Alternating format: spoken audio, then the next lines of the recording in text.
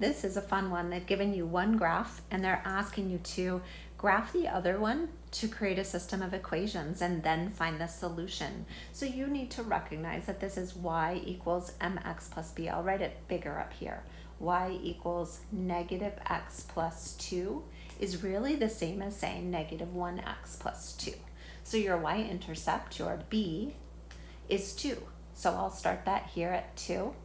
Your slope, the m, or the rate of change, is negative 1. So you'll go down 1 and over 1, down 1 and over 1, and I do not have a ruler, so I'm going to keep going until I find that perfect spot. When I get there,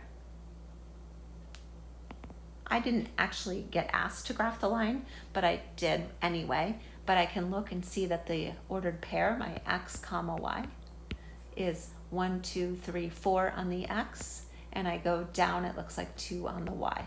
So now I can go and see which one of them is there.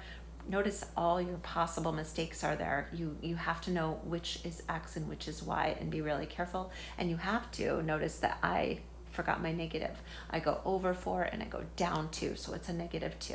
So that would be choice D.